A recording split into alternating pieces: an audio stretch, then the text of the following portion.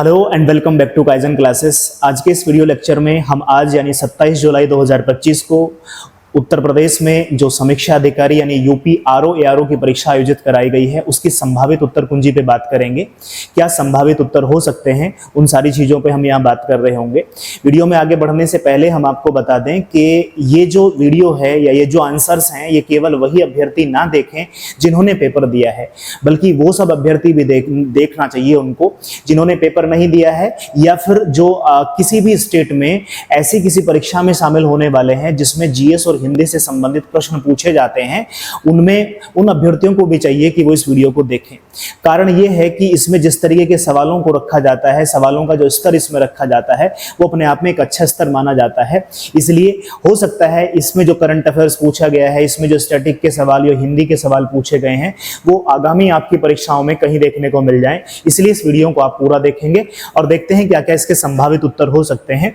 पहले सवाल की तरफ बढ़ते हैं। कहते हैं निम्नलिखित में से कौन सा एक तस्मानिया को ऑस्ट्रेलिया से अलग करता है। यहाँ पे कुछ जल संधियों के नाम दिए गए हैं, उनमें से जो बॉस जल संधि है उसका सही उत्तर है ऑप्शन बी। बॉस जल संधि तस्मानिया को ऑस्ट्रेलिया से अलग करता है। सवाल नंबर 2 कहता है विश्व जनसंख्या के संदर्भ में निम्नलिखित कथनों पर विचार करना है। ब्राजील दक्षिण अमेरिका देशों में सबसे अधिक जनसंख्या रखता है। एकदम सही बात है। अगर हम क्षेत्रफल के अनुसार देखें तो भी ब्राजील का स्थान आता है। जनसंख्या के मामले में देखें तो भी दक्षिण अमेरिका महाद्वीप में पहले नंबर पर आता है। कहता है एशिया महाद्वीप उच्चतम जनसंख्या वृद्धि दर रखता है। दोनों बातें ठीक हैं। कहता है अफ्रीका विश्व का सर्वाधिक सघन बसा महाद्वीप है। नहीं, अफ्रीका नहीं है बल्कि एशिया है। तो यानी ऑप्शन ए और ये वाला जो फर्स्ट और सेकंड जिसमें होगा वो सही है, यानी ऑप्शन सी इसका सही उत्तर हो जाएगा। नेक्स्ट सवाल की तरफ बढ़ते हैं। देखिए सवाल नंबर 3 में क्या कहा गया है। सवाल कहता है एक तरफ बागानी फसलों के नाम दिए गए हैं, एक तरफ देश का नाम दिया गया है। कहवा कॉफी उज्बेकिस्तान, रबड़ मलेशिया, चाय श्रीलंका, कोको नाइजीरिया। अगर आप देखेंगे कि कॉफी का होता है वो ब्राजील में है, उज्बेकिस्तान नहीं है, और पूछा गया है कौन सही सुमेलित नहीं है, तो ऑप्शन ए इसका सही उत्तर हो जाएगा। उज्बेकिस्तान नहीं बल्कि यहाँ पे क्या होना चाहिए, यहाँ पे होना चाहिए ब्राजील। चलिए सवाल नंबर 4 की तरफ बढ़ते हैं। निम्नलिखित में से किस वस्तु का हिस्सा भारतीय निर्यात में सर्वाधिक है। 4 चीजें दी गई हैं, कृषि उत्पाद, खनिज हस्तशिल्प, इंजीनियरिंग के सामान। अगर आप देखेंगे अभी आप करेंगे गूगल को तो पहले नंबर पर आता है कि भारत पेट्रोलियम प्रोडक्ट्स को ज्यादा एक्सपोर्ट करता है, जेम ज्वेलरीज को करता है। पर अगर हम इन्हीं चारों में से सही उत्तर मार्क करना हो तो ऑप्शन डी, इंजीनियरिंग के जो सामान है, मशीनरी के जो सामान है, उनको इन चारों में सबसे ज्यादा निर्यात करता है। निर्यात तो खनिज को भी करता है, कृषि उत्पाद भी करता है, बट इन चारों में से ऑप्शन डी इनमें सही उत्तर हो जाएगा। चलिए सवाल नंबर 5 की तरफ बढ़ते हैं। देखिए सवाल नंबर 5 में क्या कहा गया है। कहता है कि एक तरफ लोक नृत्य दिए गए हैं, उत्पत्ति का स्थान दिया गया है यक्षगान राजस्थान। यक्षगान शुरुआत में ही हमें पता चल गया कि यक्षगान का संबंध जो है वो कर्नाटक से है, और पूछा यह गया है कि कौन सही सम्मिलित नहीं है, तो ऑप्शन ए इसका सही उत्तर हो जाएगा कि यक्षगान कर्नाटक से संबंधित है, राजस्थान से नहीं है। चलिए कहता है निम्न सवाल नंबर 6 की तरफ बढ़ते हैं। निम्नलिखित में से किस तत्व की कमी के कारण पौधे पीले हो जाते हैं, उनमें वृद्धि कम हो जाती है। तो ये तत्व है नाइट्रोजन। नाइट्रोजन की कमी के कारण ही पौधे पीले पड़ जाते हैं और उनमें जो है वृद्धि रुक जाती है, उनकी ग्रोथ रुक जाती है। सवाल नंबर 7 देखिए क्या कहा गया है। सवाल नंबर 7 में 2 सूची दी गई है, एक तरफ बोध ग्रंथ लिखे हैं और एक तरफ उनकी विषय वस्तु के बारे में मिलान करने को दिया गया है। फिर एक कूट दिया गया है, नीचे कोट्स दिए गए हैं, उनमें मिलाना है। विनय पिटक, विनय पिटक आपको पता है कि जो भी लोग बौद्ध मठ में शामिल होते थे उनके लिए कुछ नियम होते थे, कानून होते थे, प्रिंसिपल्स होते थे, उसी में ये विनय पिटक जो है उसी से संबंधित है, यानी पहले का थर्ड है। सूत्र यानी सूत्र यानी जो बौद्ध की शिक्षाएं हैं उससे संबंधित बातें यहाँ पे लिखी गई हैं। अभिधम पिटक का संबंध जो है वो दार्शनिक मामलों से है। महावंश पिटक का जो है वो कहानियां हैं, बौद्ध धर्म के क्षेत्रीय इतिहास से संबंधित है। अब इससे संबंधित अगर हम देखेंगे विनय पिटक यानी फर्स्ट का थर्ड होना चाहिए और सेकंड का सेकंड होना चाहिए, फर्स्ट का थर्ड होना चाहिए, सेकंड का सेकंड, यानी ऑप्शन ए इसका सही उत्तर हो जाएगा। चलिए सवाल नंबर 8 की तरफ बढ़ते हैं। सवाल नंबर 8 में कहा गया निम्नलिखित में से कौन सी एक रबी की दलहनी फसल। पहली बात का है रबी की दलहनी फसल नहीं है। अब देखो रबी की फसल, यहाँ पे बेसिकली दलहनी फसल के बारे में नहीं पूछा गया है, पूछा गया है रबी और खरीफ के बारे में। तो देखो अगर आप देखेंगे इसको तो चारों की चारों ही जो है अपने आप में एक तरीके की दलहनी फसल है। सेम की फली जिसको फ्रेंच बीन्स कहते हैं, चना, मूंग, मसूर। पर आप देखेंगे ये जो तीनों हैं बाद की, इनका संबंध जो है वो रबी क्रॉप से है, और जो सेम की फली है इसका संबंध जो है वो खरीफ से है। तो यही पूछा गया है कि कौन रबी की फसल नहीं है, तो ये हो जाएगा ऑप्शन ए जो कि खरीफ की फसल है। चलिए सवाल नंबर 9 की तरफ बढ़ते हैं। सवाल नंबर 9 में कहा गया है, एक हमारे से रीजनिंग का सवाल पूछा गया है। आशीष सुबह 7 बजने में 20 मिनट पहले अपने घर से निकलता है, यानी अभी 7 नहीं बजे हैं, 7 बजने में 20 मिनट बाकी हैं। 6:40 पे अपने घर से निकलता है, 25 मिनट में वहां पहुंच जाता है। 25 मिनट में कुणाल के घर पे पहुंचता है, यानी 7:05 पे वहां पहुंच जाता है। 15 मिनट में नाश्ता खत्म करते हैं और अपने ऑफिस के लिए निकलते हैं। तो 5 पे पहुंचा था, 15 मिनट एक्स्ट्रा लगी 7:20 पे। और यही हमसे पूछा गया है कि कुणाल के घर से ऑफिस के लिए किस समय निकलते हैं, तो वो निकलते हैं 7:20 पे। ऑप्शन 20 का सही उत्तर हो जाएगा।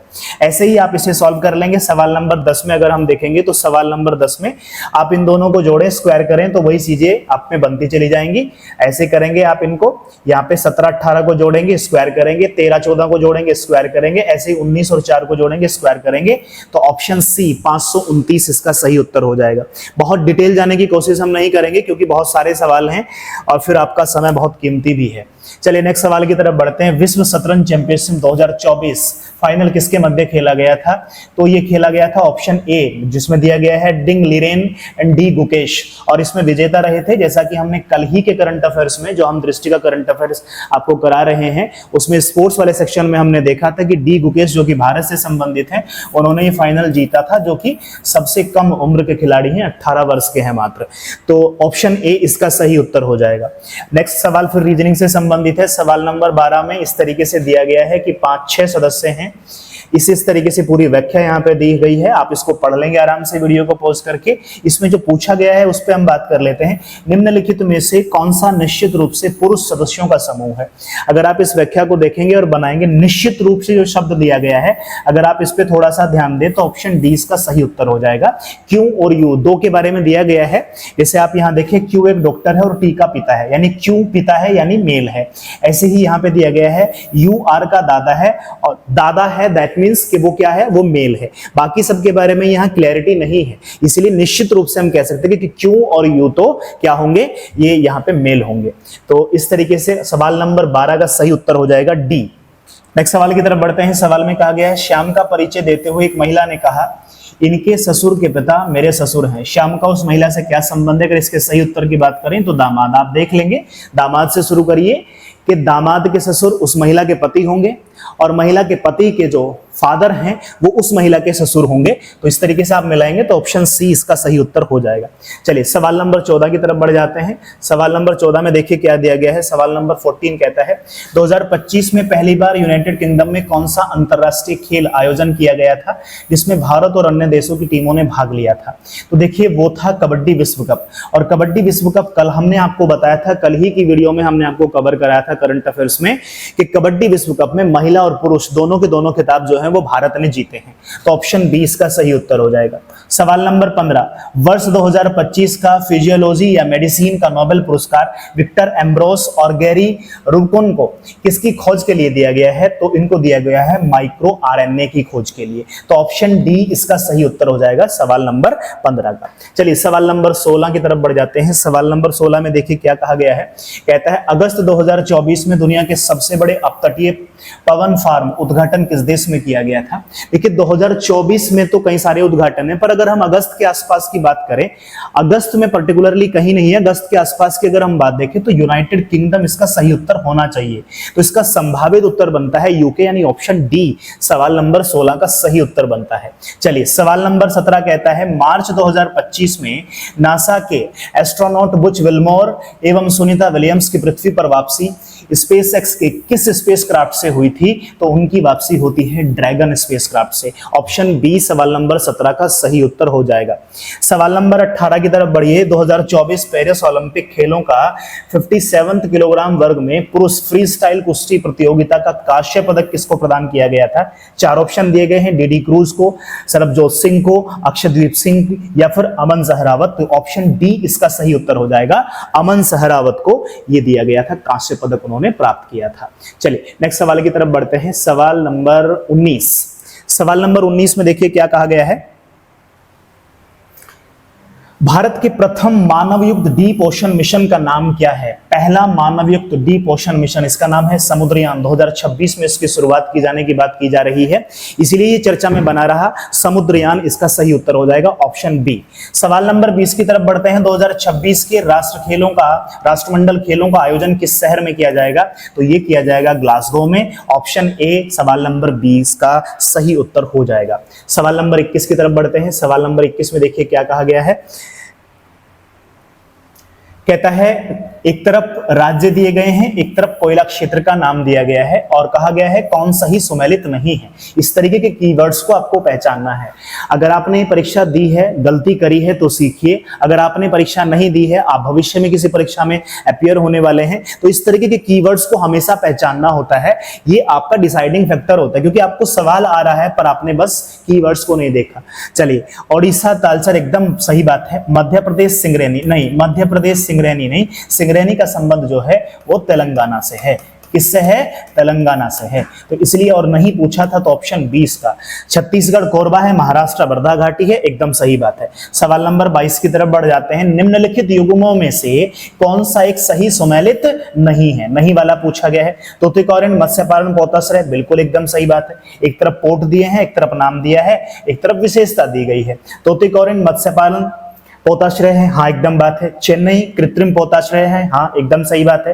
कोलकाता भारत का सबसे गहरा पोताश्रय नहीं, डीपेस्ट तो नहीं है, तो ये वाला ऑप्शन इसका सही हो जाएगा, ऑप्शन सी। कलकत्ता नहीं। विशाखापट्टनम प्राकृतिक है, हाँ एकदम सही बात है, ऑप्शन डी भी ठीक है। तो यहाँ पे सही उत्तर क्या हो जाएगा? ऑप्शन सी इसका सही उत्तर हो जाएगा, कलकत्ता। चलिए सवाल नंबर 23 की तरफ बढ़िए। सवाल नंबर 23 में कहा गया है सूची 1 को सूची 2 से मिलान करना है। एक तरफ जीवमंडल आरक्षित क्षेत्र का नाम दिया गया है, दूसरी तरफ अवस्थिति यानी राज्य दिया गया है।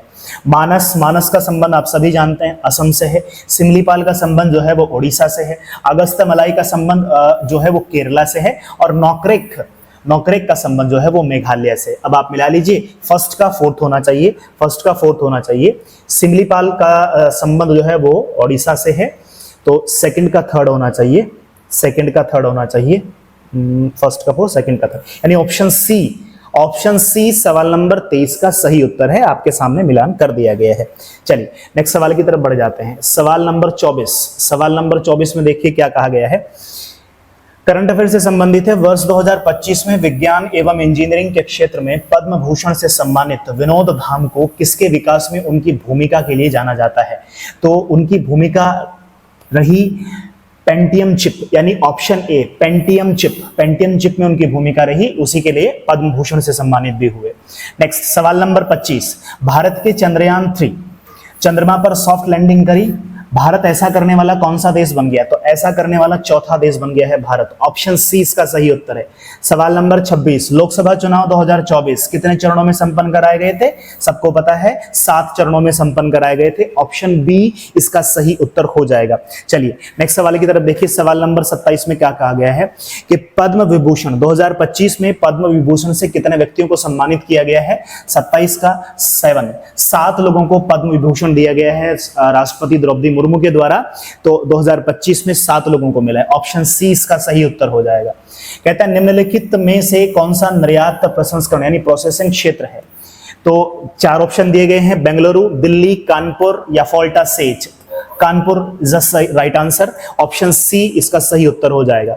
सवाल नंबर 29 की तरफ बढ़िए। उत्तर प्रदेश सरकार द्वारा जीरो पॉवर्टी अभियान कब प्रारंभ किया गया था? जीरो पॉवर्टी अभियान 26 जनवरी 2025, 2 अक्टूबर 2024, 26 जनवरी 2024, 15 अगस्त 2024। जबकि सही उत्तर है 2 अक्टूबर 2024 को उत्तर प्रदेश सरकार के द्वारा जीरो पॉवर्टी अभियान की शुरुआत की गई थी। तो सवाल नंबर 29 का सही उत्तर हो जाएगा ऑप्शन बी। सवाल नंबर 30 की तरफ बढ़िए। सवाल नंबर 30 में देखिए क्या कहा गया है। भारत सरकार ने नागरिकों को पर्यावरण के अनुकूल जीवन शैली अपनाने के लिए किस पहल की शुरुआत की है? हरित भारत मिशन, मिशन लाइफ, स्वच्छ भारत अभियान, राष्ट्रीय स्वच्छ गंगा मिशन। सही उत्तर है ऑप्शन बी मिशन लाइफ। आप डालेंगे मिशन लाइफ, इसका सही उत्तर है कि सही जीवन शैली हो, सही खान पान हो, उसके लिए मिशन लाइफ चला गया था भारत सरकार के द्वारा, ऑप्शन बी। सवाल नंबर 31 की तरफ बढ़ते हैं। निम्नलिखित में से किसको मेजर ध्यानचंद खेल रत्न पुरस्कार 2024 मिला है? तो ये मिला है शतरंज के जो खिलाड़ी रहे, जो विजेता रहे, डी गुकेश। ऑप्शन डी इसका सही उत्तर हो जाएगा। चलिए सवाल नंबर 31 की तरफ, सवाल नंबर नंबर 32। सवाल नंबर 32 क्या कहता है, कौन से जल में घुलनशील विटामिन है? कौन कौन से विटामिन हैं जो जल में घुल जाती हैं? इसका सही उत्तर है ऑप्शन सी, विटामिन बी और विटामिन सी। चलिए, नीचे कथन और कारण दिए गए हैं, उससे संबंधित सवाल पूछा गया है। असर्शन रीजन पे सवाल आयोग पूछता रहता है, ये भी पूछा गया है। देखिए क्या कहता है, पहले कथन पढ़ लेते हैं। अभी कथन ए में क्या कहा गया है, उभयचर ऑक्सीकृत तथा अनऑक्सीकृत रक्त के मिलने को सहन कर सकते हैं। चलिए बात मान ली, ठीक है, एकदम सही सही बात है। उभयचर दो कक्षीय हृदय के प्राणी होते हैं, कारण दिया गया है। तो अब इसका सही उत्तर की अगर हम बात करें तो इसका सही उत्तर हो जाएगा कि देखिए, एक तो ठीक बात है पर दूसरा गलत है। तो अभिकथन ए सत्य है परंतु कारण आर गलत है, यानी ऑप्शन सी इसका सही उत्तर हो जाएगा। सवाल नंबर 34 की तरफ बढ़ते हैं। सवाल नंबर 34 में कहा गया है, निम्नलिखित में से मस्तिष्क का कौन सा भाग लघु मस्तिष्क कहलाता है? चार ऑप्शन दिए गए हैं, इसका सही उत्तर है सेरेबेलम। सेरेबेलम को जो है वो लघु मस्तिष्क कहा जाता है, यानी उसको कहा जाता है कि वो लिटिल ब्रेन है। ऑप्शन बी इसका सही उत्तर है। एक सवाल की तरफ बढ़िए। सवाल नंबर 35, नॉकनी सिंड्रोम किसके प्रदूषण के कारण होता है? तो इसका सही उत्तर है फ्लोराइड्स। ऑप्शन बी इसका सही उत्तर है, फ्लोराइड्स के प्रदूषण के कारण नॉकनी सिंड्रोम होता है। कहता है रक्त एक प्रकार का क्या है? तो रक्त एक प्रकार का संयोजी उत्तक है। रक्त एक प्रकार का संयोजी उत्तक है। ऑप्शन ए, 36 का ऑप्शन ए सही उत्तर हो जाएगा। चलिए सवाल नंबर 37 की तरफ बढ़िए। सवाल नंबर 37 में कहा गया है कि हिस्ट्री से संबंधित सवाल है, मॉडर्न हिस्ट्री से सवाल आया है। निम्नलिखित में से कौन सा राज्य उन राज्यों में शामिल नहीं है जो लॉर्ड डलहौजी द्वारा जो व्यक्तिगत नीति चलाई गई थी उसके चलते उसको ब्रिटिश साम्राज्य में मिला लिया गया था?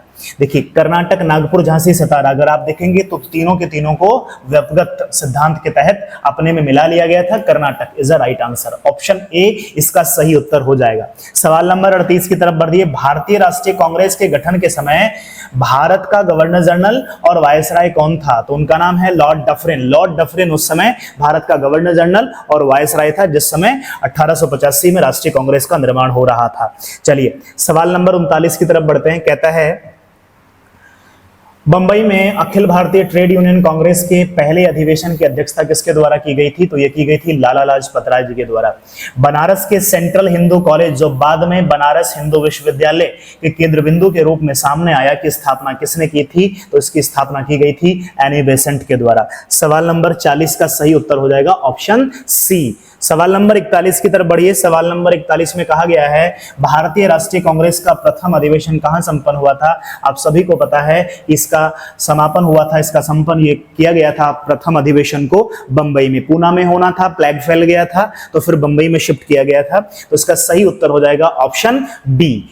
चलिए सवाल नंबर 42, किस वर्ष में उत्तर प्रदेश राज्य जैविक प्रमाणीकरण एजेंसी की स्थापना की गई थी? वर्ष 2007 में। ऑप्शन ए इसका सही उत्तर हो जाएगा।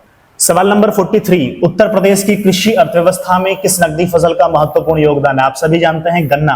गन्ना नकदी फसल है जिसका महत्वपूर्ण योगदान है। ऑप्शन सी इसका सही उत्तर है।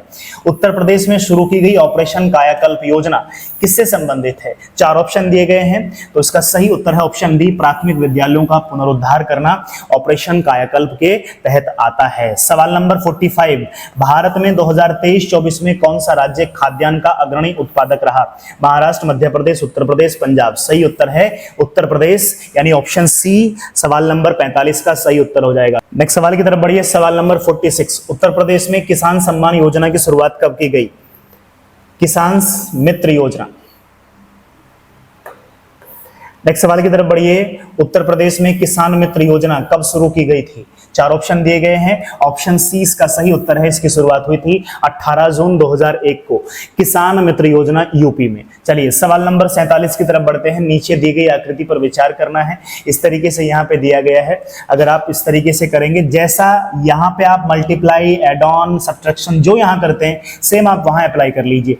कई सारे तरीके हो सकते हैं, मैं जिस तरीके से कर रहा हूं उस तरीके से देखिए। अगर मैं यहां से यहां पहुंचूं इंटू 40 कर सकता हूं, यहां से यहां पे पहुंचूं इंटू 4 कर सकता हूं, तो सही उत्तर हो जाएगा। ऐसे ही अगर मैं यहां से यहां पे 40 करके पहुंच जाऊंगा तो यहां पे मैं 9 रखूंगा तो 4 करूंगा 36 आ जाएगा, यानी ऑप्शन सी इसका सही उत्तर हो जाएगा। सवाल नंबर 47 का सही उत्तर है ऑप्शन सी। चलिए सवाल नंबर 48 की तरफ बढ़िए। सवाल नंबर 48 में देखिए क्या कहा गया है। वर्ष 2022-23 में उत्तर प्रदेश का राजकोषीय स्वास्थ्य सूचकांक फिजिकल हेल्थ इंडेक्स कितना था? तो ये इंडेक्स था 45.9। ऑप्शन ए इसका सही उत्तर। सवाल नंबर 49, निम्नलिखित में से कौन सी समुद्री धारा ओशियनिक करंट अटलांटिक महासागर की है? अटलांटिक महासागर की अगर हम बात करें तो ऑप्शन डी बेंगुला की धारा जो है वो अटलांटिक महासागर से है, इसलिए ऑप्शन डी इसका सही उत्तर हो जाएगा। चलिए नेक्स्ट सवाल की तरफ बढ़ जाते हैं। सवाल देखिए क्या कहा गया है। सवाल नंबर 50, हम सवाल नंबर 50 की तरफ बढ़ रहे हैं। सवाल नंबर 50 में कहा गया है, निम्नलिखित में से किस राज्य ने 2001 से 2011 की अवधि के दौरान शहरी जनसंख्या की अधिकतम दशकीय वृद्धि दर्ज की थी? इसका सही उत्तर है ऑप्शन ए महाराष्ट्र। महाराष्ट्र ने सबसे, नागालैंड ने तो माइनस में किया था, कोई ग्रोथ थी ही नहीं। महाराष्ट्र इसका सही उत्तर है, 16% के आसपास। सवाल नंबर 51, निम्नलिखित में से कौन सी नदी तिब्बत में मानसरोवर से उद्गमित या उद्गम होकर के शिवकिला दर्रे से कौन सी नदी जाती है? तो सतलुज का प्रवेश होता है भारत में शिवकिला दर्रे से। नेक्स्ट सवाल की तरफ बढ़िए। पुष्कर का ब्रह्मा मंदिर निम्नलिखित में से किस राज्य में स्थित है? तो सही उत्तर है ऑप्शन ए राजस्थान में है ब्रह्मा जी का मंदिर, पुष्कर मंदिर के नाम से वो जाना जाता है। सवाल नंबर 53 की तरफ बढ़िए। 53, सवाल नंबर 53 कहता है 2011 की जनगणना के अनुसार निम्नलिखित राज्यों को उनकी जनजातीय जनसंख्या के प्रतिशत के आधार पर आरोही क्रम में सजाना है। आपसे पूछा गया है आरोही क्रम। यहाँ पे देखिए असेंडिंग ऑर्डर की बात की गई है, बढ़ते क्रम में, यानी कि सबसे कम, उससे ज्यादा, उससे ज्यादा, उससे ज्यादा, उससे ज्यादा। तो आप देखेंगे कि अगर हम इन 4 ऑप्शंस में से देखें तो पहले नंबर पर यह आता है, दूसरे नंबर पर यह आता है, तीसरे नंबर पर यह आता है और चौथे नंबर पर यह आता है। आप इस तरीके से इसको सजा सकते हैं। सेकंड जहां पे पहले लिखा गया है, फिर थर्ड, फिर फर्स्ट। ऑप्शन सी सवाल नंबर 53 का सही उत्तर है, ऑप्शन सी। चलिए सवाल नंबर 54 की तरफ बढ़िए। 2011 की जनगणना के अनुसार निम्नलिखित में से कौन सा राज्य सबसे अधिक शहरीकृत था? अगर हम सबसे अधिक शहरीकृत की बात करें तो उसमें सही उत्तर हो जाएगा ऑप्शन सी तमिलनाडु। तमिलनाडु 2011 की जनगणना के अनुसार जो 4 ऑप्शन यहाँ पे दिए गए हैं इनमें सबसे ज्यादा शहरीकृत था, तो यहाँ पे सही उत्तर हो जाएगा कि सबसे ज्यादा अर्बनाइज्ड होगा तमिलनाडु। सवाल नंबर 55 की तरफ बढ़िए। सवाल नंबर 55 में कहा गया है, सूची ए और सूची बी दी गई है, एक लिस्ट दूसरी लिस्ट। कुषाण देवपुत्र एकदम सही है। समुद्रगुप्त तो आप जानते हैं कविराज के नाम से जाना जाता था। पुलकेशिन द्वितीय तो दक्षिणा पथेश्वर के नाम से। हर्षवर्धन तो शकलोत्तर पथनाथ के नाम से जाना जाता था। तो देख लीजिए फर्स्ट का फर्स्ट, इस तरीके से ऑप्शन ए इसका सही उत्तर हो जाएगा। सवाल नंबर 55 का सही उत्तर हो जाएगा ऑप्शन ए। चलिए 56 की तरफ बढ़ जाते हैं। 56 में देखिए क्या कहा गया है, कौन सही सुमेलित नहीं है? पहली बात तो है रैयतवाड़ी प्रणाली मद्रास में, स्थायी बंदोबस्त बंगाल में, बहालवाड़ी प्रणाली उत्तर पश्चिमी सीमा प्रांत में, ताल्लुकदारी प्रणाली मुंबई में। ऑप्शन डी इसका सही उत्तर है, ये सही तरीके से सुमेलित नहीं है, ऑप्शन डी। सवाल नंबर 57, किस शासक के लिए उदयपुर प्रशस्ति में कहा गया कि उसने वह सब कुछ पाया और सब कुछ संभव किया और जाना जो अन्य किसी के द्वारा संभव ना हो सका? सिंधुराज, वाकपति मंजू, मिहिर भोज या फिर राजा भोज? तो ऑप्शन डी राजा भोज इसका सही उत्तर है, ऑप्शन डी। सवाल नंबर 58 की तरफ बढ़िए। सवाल नंबर 58 में देखिए क्या कहता है, निम्नलिखित में से किस राजा का कथन है कि हमारी सारी प्रजा सत्कर्मों का सृजन करती हुई समस्त आपदाओं से मुक्त, ईर्ष्या से आकुलशित मनों से आनंद का भोग करे? तो ऐसा कहने वाले हैं अशोक। ऑप्शन डी इसका सही उत्तर हो जाएगा सवाल नंबर 58 का। मिलाते चलेंगे आप। रीजनिंग का सवाल है, सवाल नंबर 59 रीजनिंग का सवाल है। इसमें अगर आप देखेंगे तो किस तरीके से आपको करना है, आप करते चलेंगे। जैसे आपने 6 का वर्क कर लेना, 4 का वर्क कर लेना 16, 6 का वर्क कर लेना कितना 36, कितना हो गया? आप जोड़ेंगे इसको तो 2 और ये हो जाएगा आपका 52। 5 का वर्क करेंगे, इसमें से घटा देंगे तो इस तरीके से 27 आएगा। ऐसे ही इन दोनों का वर्क करके ऐड कर लेना है और इसको माइनस कर लेना, 45 आ जाएगा। इन दोनों का आपको ऐड कर लेना है स्क्वायर करके और इसको घटा देना है तो आप पाएंगे 76। इसका सही उत्तर हो जाएगा ऑप्शन बी। ऑप्शन बी सवाल नंबर 59 का सही उत्तर है। सवाल नंबर 60 में कूट भाषा दी गई है कि इसको इसमें ये कहा गया है, इसको इसमें ये कहा गया है और बाद में पूछा गया है कि भाई हैबिट के लिए कौन सा कूट यानी कौन सा कोड प्रयोग किया गया है। तो यहाँ पे आप देख रहे हैं जैसे ये है, इधर देख लेते इंग्लिश वाले में, इधर उन्होंने अपना नंबर प्रिंट किया है। एवो हर हैब means avoid harmful habits. Habits के लिए हैब यूज हुआ है, यही पूछा गया है। हैबिट के लिए कौन सा पूछा गया है? तो हैबिट के लिए हैब। ऑप्शन बी 60 का सही उत्तर हो जाएगा। चलिए सवाल नंबर 61 की तरफ बढ़ेंगे। व्याख्या आप इसका कैलकुलेशन आप बाद में कर लेंगे। बालकों की एक पंक्ति में बाईं ओर से 7वें स्थान पर ए, दाईं ओर से चौथे स्थान पर बी, इस तरीके से बनाया गया है कि यहाँ से 7वें स्थान पर ए है, ये 7th पोजीशन है। इस तरफ से अगर हम देखें तो चौथे स्थान पर बैठा है बी बैठा है चौथे स्थान पर। आपस में इनको बदल दिया गया, यानी यहाँ ए आ गया और यहाँ पे बी पहुंच गया। सॉरी, यहाँ पे तो था ही पहले से, थोड़ा सा बदल लेते हैं इसको। तो यहाँ पे बात की गई है कि यहाँ पे बी आ जाता है और यहाँ पे ए आ जाता है। ए बाईं ओर से 15वें स्थान पर, ए जो है अब बाईं ओर से 15वें स्थान पर बैठ जाता है। 15वें स्थान पर बैठता है, 3 इसके बाद और हैं क्योंकि ये चौथे पर था, 3 और हैं, टोटल 18 हैं। और पूछा गया है बी कौन से स्थान पर है, तो बी बैठेगा 12वें स्थान पर। इस तरीके से आप कैलकुलेशन कर सकते हैं, या जो भी आपके पास में शॉर्ट्स मेथड हैं उनसे आप यूज करके इसको कैलकुलेट कर सकते हैं, सही उत्तर तक पहुंच सकते हैं। तो इसका सही उत्तर क्या हो जाएगा, ऑप्शन बी इसका सही उत्तर हो जाएगा। चलिए सवाल नंबर 62, एक्स का मान ज्ञात करना है। तो यहाँ पे दिया गया है 2 × 3 = में दिया गया है 11। तो क्या करेंगे, आपको कर लेना है दोनों का मल्टीप्लाई कर लीजिए, 6, दोनों को ऐड कर लीजिए 5, 11 इतना आ जाएगा। ऐसे ही 3 और 5 दिया गया है, तो दोनों को पहले मल्टीप्लाई कर लीजिए 15, फिर दोनों को इसमें जोड़ लीजिए 8, 23। बस ऐसे ही आपको इसका कर लेना है। तो इसका सही उत्तर आ जाएगा ऑप्शन सी सवाल नंबर 62 का सही उत्तर हो जाएगा। चलिए नेक्स्ट सवाल की तरफ बढ़ेंगे। यहाँ पे बोला गया है एक थैले में इतने इतने रुपए के सिक्के हैं, इतने इतने के अनुपात में हैं, सभी सिक्कों का कुल मूल्य जो है वो 2100 रुपए है। थैले में 5 रुपए के कितने सिक्के हैं, अगर आप देखेंगे तो ऑप्शन बी 225 इसका सही उत्तर हो जाएगा। आप कैलकुलेट कर लेंगे, ऑप्शन बी इसका सही उत्तर हो जाएगा। चलिए नेक्स्ट सवाल की तरफ बढ़ते हैं। सवाल में 2 लिस्ट दी गई है, एक तरफ प्राकृतिक स्रोत है, एक तरफ अम्ल दिए गए हैं। इस तरफ नाम लिखें जैसे सिरका का संबंध जो है वो एसिटिक अम्ल से है। इमली में जो है आपको टार्टरिक अम्ल मिलेगा। खट्टा दूध, इसका संबंध जो है वो लैक्टिक अम्ल से है। बिच्छू बूटी का डंक जो है वो मेथनोइक अम्ल है। इस तरीके से आप देखेंगे तो पहले का थर्ड हो जाएगा, ऑप्शन बी इसका सही उत्तर हो जाएगा। ऑप्शन बी इसका सही उत्तर है। चलिए हाइड्रोपोनिक्स क्या है, तो हाइड्रोपोनिक्स का मतलब होता है कि बिना मिट्टी के खेती करना, जलीय खेती करना एक प्रकार की।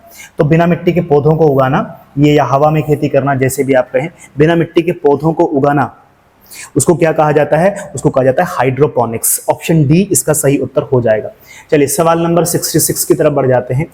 कथन और कारण से संबंधित सवाल है। कथन देखिए क्या कहा गया है, प्रकाश संश्लेषण में सूर्य के प्रकाश की विकिरण ऊर्जा को रासायनिक ऊर्जा में बदलकर खाद्य पदार्थों में संचित किया जाता है। कथन अपने आप में सही है। कारण देखिए क्या कहता है कि ये जो कथन दिया गया है इसकी पुष्टि करता है या नहीं करता है। प्रकाश संश्लेषण का अंतिम उत्पाद ग्लूकोज शर्करा है, जो कि शीघ्र ही मांड या स्टार्च के रूप में बदल जाती है। देखिए अपने आप में कारण ठीक है, पर कारण कथन की पुष्टि नहीं करता है। इस तरीके से हम इसके ऑप्शन डी की तरफ बढ़ेंगे कि अभिकथन ए और आर दोनों सत्य हैं, परंतु आर अभिकथन ए की सही व्याख्या नहीं करता है। ऑप्शन डी 66 का ऑप्शन डी सही उत्तर हो जाएगा। चलिए 67 की तरफ बढ़ते हैं। कहता है कलकत्ता के टाउन हॉल्स मॉडर्न इंडिया से संबंधित है। कलकत्ता के टाउन हॉल में एक विशाल प्रदर्शन के साथ विभाजन के विरोध में आंदोलन कब प्रारंभ हुआ था, तो ये आंदोलन प्रारंभ हुआ था 7 अगस्त 1905 को। नेक्स्ट सवाल है, सुभाष चंद्र बोस किस अभिनेता को पराजित करके भारतीय राष्ट्रीय कांग्रेस के अध्यक्ष बने थे। 4 ऑप्शन दिए गए हैं। ऑप्शन सी इसका सही उत्तर है पट्टाभी सीतारामैया।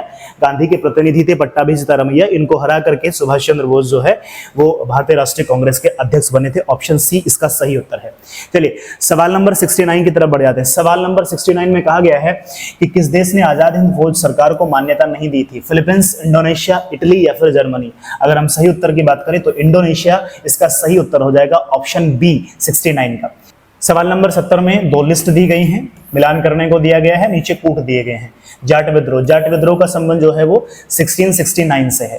अगर हम ज्यादा आगे भी ना बढ़ें, जाट विद्रोह मुझे पता है, या सतनामी के बारे में बात कर लें हम, कि 1672 है। तो जाट विद्रोह यानी पहले का थर्ड, अगर हम देखते हैं कि पहले का थर्ड केवल और केवल ऑप्शन डी में दिया गया है, बी का फर्स्ट है। इस तरीके से आप देख सकते हैं, सी का सेकंड है और डी का डी है। तो ऑप्शन डी सवाल नंबर 70 का सही उत्तर हो जाएगा। सवाल नंबर 71 की तरफ बढ़िए। सवाल नंबर 71 में देखिए क्या कहा गया है, कांग्रेस के किस अधिवेशन में पूर्ण स्वराज का प्रस्ताव पारित किया गया था। एकदम हल्का सवाल है, लाहौर अधिवेशन का संबंध है इससे, तो लाहौर अधिवेशन में पूर्ण स्वराज पारित किया गया था। चलिए सवाल नंबर 72 की तरफ बढ़िए। सवाल नंबर 72 में कहा गया, उत्पादन की दृष्टि से भारत में किस फसल का प्रथम स्थान है। कौन से फल का प्रथम स्थान है? ऑप्शन डी केला, केले का प्रोडक्शन के मामले में फर्स्ट नंबर आता है। किसान कॉल सेंटर की शुरुआत किसके द्वारा की गई थी? तो ये शुरुआत हुई थी कृषि एवं किसान कल्याण मंत्रालय भारत सरकार के द्वारा। ऑप्शन डी इसका सही उत्तर हो जाएगा सवाल नंबर 73 का। सवाल नंबर 74 की तरफ बढ़िए। कौन नकदी फसलों से संबंधित है?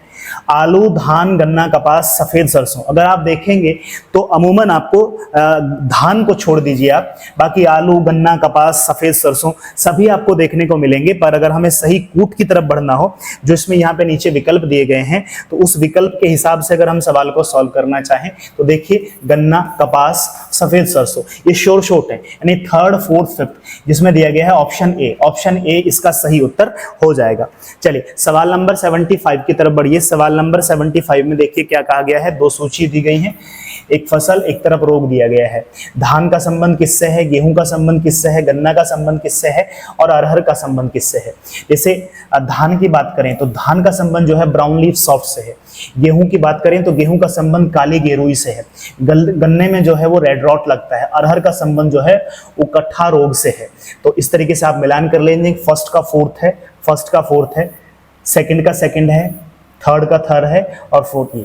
तो ऑप्शन ए इसका सही उत्तर हो जाएगा। सवाल नंबर 75 का सही उत्तर हो जाएगा ऑप्शन ए। सवाल नंबर 76 की तरफ बढ़िए। सवाल नंबर 76 में कहा गया है कि वसा तेल निम्न कौन सुमेलित नहीं है? सुमेलित नहीं है के बारे में पूछा गया है। खनिज तेल, पेट्रोल, वनस्पति वसा, फाइटोस्टेरोल, सरसों का तेल स्नेहक, पशु वसा, कोलेस्ट्रॉल। तो अगर हम इसके सही उत्तर की बात करें तो सरसों का तेल एक तरीके के लुब्रिकेंट के रूप में इस्तेमाल नहीं होता। लुब्रिकेशन का मतलब है जैसे आप अपने इंजन में मोबिल ऑयल वगैरह डालते हैं तो वहां पे हम सरसों का तेल इस्तेमाल नहीं कर सकते। तो ऑप्शन सी इसका सही उत्तर हो जाएगा। एक्वा रेजिया निम्नलिखित में से किसका मिश्रण है? ऑप्शन बी सांद्र HCl और सांद्र HNO3 का सही मिश्रण है एक्वा रेजिया। तो ऑप्शन बी 77 का सही उत्तर हो जाएगा। सवाल नंबर 78 की तरफ बढ़िए। कार की हेडलाइट में उपयोग किए जाने वाले दर्पण का प्रकार है? तो इसका सही उत्तर है ऑप्शन बी अवतल दर्पण, यानी कॉन्केव मिरर का यूज किया जाता है कार की हेडलाइट में। ऑप्शन बी सवाल नंबर 78 का सही उत्तर हो जाएगा। सवाल नंबर 79 की तरफ बढ़िए। कौन सा कहता है कौन सा दीप्त पिंड नहीं है? तो दीप्त पिंड के बारे में पूछा गया है, यानी जिसकी अपनी खुद की लाइट नहीं है। तो देखिए मोमबत्ती की ज्वाला, मोमबत्ती जल ही रही है, विद्युत लैंप जल ही रहा है, सूर्य में अपने आप में, तो सूर्य तो स्टार है, तो चंद्रमा दीप्त पिंड नहीं है। ऑप्शन बी इसका सही उत्तर हो जाएगा। सवाल नंबर 80। वह दूरी जिस पर पृथ्वी की कक्षा की औसत त्रिज्या 1 आर्क सेकंड का कोण अंतरित करती है क्या कहलाती है? तो उसको कहा जाता है ऑप्शन सी एक पारेक, पारसेक के नाम से जाना जाता है, यानी 1 पारसेक होगा ये सारी बातें। ऑप्शन सी इसका सही उत्तर है। सवाल नंबर 81। निम्नलिखित में से कौन सा सही है? तो सही की बात करें तो 1 मीटर जो है वो 10⁹ नैनोमीटर के इक्वल होता है। ऑप्शन सी इसका सही उत्तर हो जाएगा सवाल नंबर 81 का। सवाल नंबर 82 की तरफ बढ़िए। सवाल नंबर 82 में कहा गया है कि लाहौर की संधि जो कि 1846 में हुई के संदर्भ में निम्नलिखित में से कौन से कथन सही हैं? सही हैं वाला पूछा गया है। महाराजा ने सतलुज नदी के पार के अपने समस्त प्रदेश से सदैव के लिए छोड़ दिए। एकदम ठीक बात है। सतलुज और ब्यास नदियों के बीच के सभी दुर्गों पर महाराजा ने अपना अधिकार कंपनी के पक्ष में छोड़ दिया। ठीक है।